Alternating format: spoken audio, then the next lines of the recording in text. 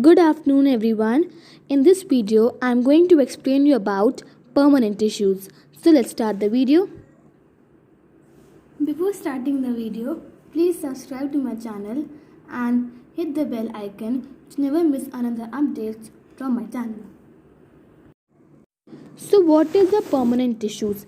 See, when the division of meristematic tissue takes place and the new cells are formed, and that when that new cells when they mature they get differentiated to perform specific tasks and specific functions, that is known as permanent tissues.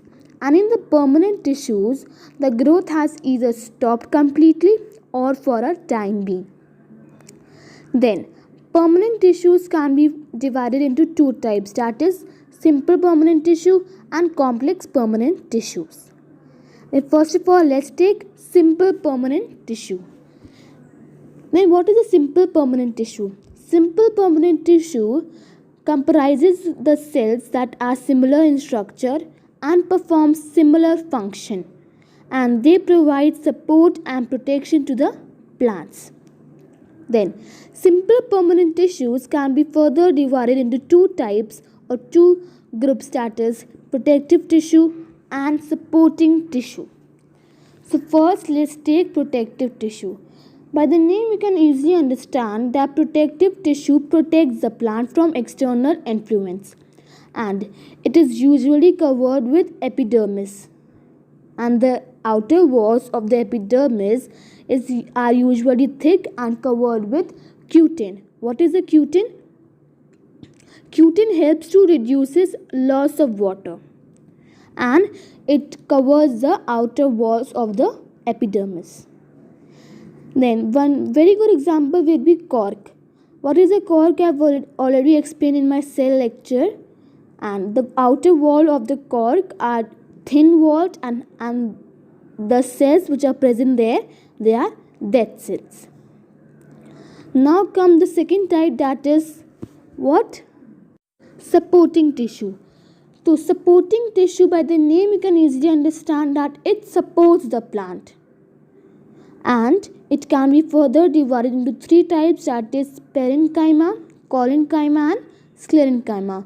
So first of all we will talk about parenchyma. Then what is a parenchyma, students? The cells of parenchyma tissue are thin walled and have intercellular spaces. They are living cells also. Remember this, that they are living cells. And they may be oval, spherical or cylindrical in shape. You can see in the image, oval, spherical and cylindrical in shape. And it is found in almost all the part of the plant. For example, root, stem and leaves. They are present in almost all the part of the plant. And one more important thing I want to tell you, that if parenchyma cells are present with chloroplast, they help in photosynthesis process also, and that is called chlorenchyma. chlorenchyma. That is a chlorenchyma. With parenchyma plus chloroplast, chlorenchyma. Okay, so that is all about your parenchyma tissue. Now come the second thing, that is, or second type, that is collenchyma. Then what is collenchyma?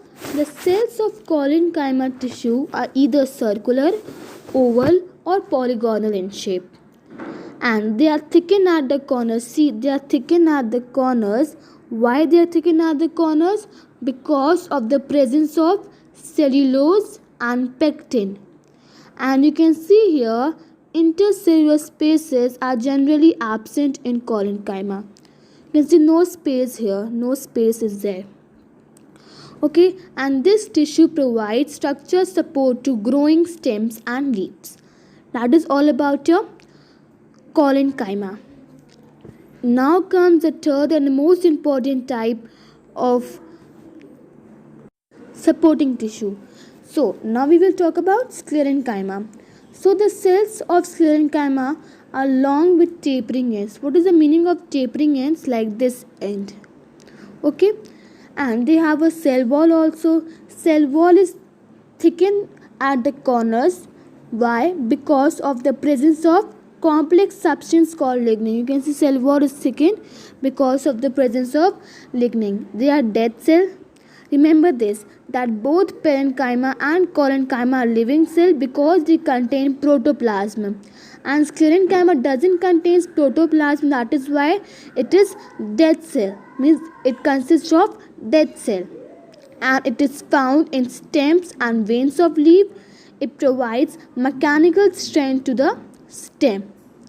Collenchyma provides structure supposed to growing stems and leaves, and sclerenchyma provides mechanical strength to the stem. Okay, so that is all about your sclerenchyma. In the next video, I will explain you about complex permanent tissues. Okay, till then, thank you. If any confusion is there, you can ask in the comment section box. Thank you, everyone.